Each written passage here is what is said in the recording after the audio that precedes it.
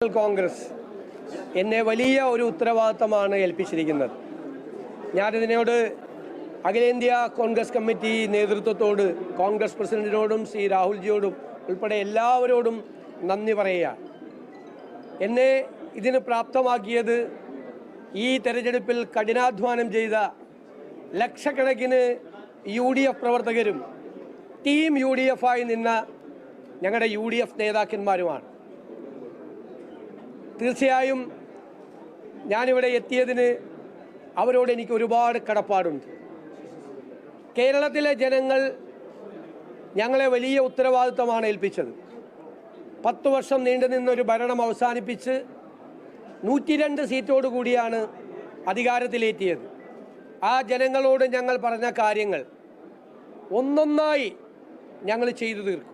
കഠിനാധ്വാനം ചെയ്ത് പൂർണ്ണമായ അർപ്പണബോധത്തോടെ ജനങ്ങളുടെ ജീവിത നിലവാരം ഉയർത്താൻ, കേരളത്തെ മാറ്റിയെടുക്കാൻ, പുതിയ ഒരു കേരളത്തെ സൃഷ്ടിക്കാൻ, ഒരു പുതുയുഗത്തിന് തുടക്കമിടാൻ ഞങ്ങൾ എല്ലാവരും ചേർന്ന് കഠിനാധ്വാനം ചെയ്യും.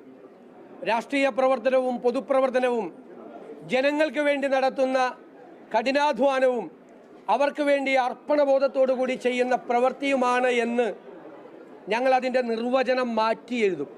പൊതുപ്രവർത്തനത്തിൻ്റെയും രാഷ്ട്രീയ പ്രവർത്തനത്തിൻ്റെയും നിർവചനം അതായിരിക്കുമെന്ന് മാറ്റി എഴുതും. ഇതൊരു ദൈവികമായ നിയോഗമായി ഞാൻ കാണുന്നു. വ്യക്തിപരമായി കിട്ടിയ ഒരു കാര്യമായിട്ടല്ല കാണുന്നത്. അതിനെ സഹായിച്ച ഒരുപാട് ആളുകളുണ്ട്.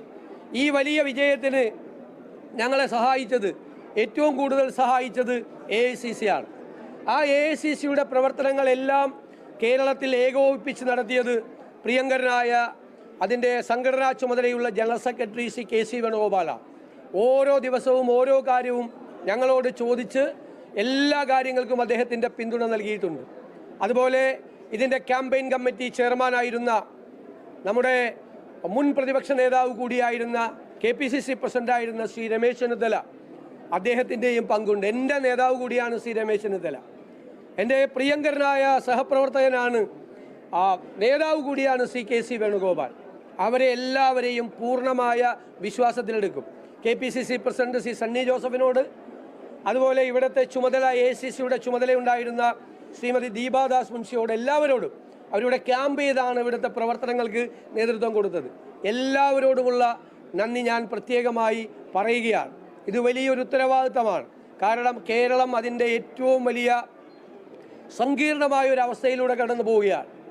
ഞങ്ങൾ തന്നെ ജനങ്ങളുടെ മുമ്പിൽ അവതരിപ്പിച്ച കേരളത്തിൻ്റെ ഒരു ചിത്രമുണ്ട്. ആ വെല്ലുവിളികളെ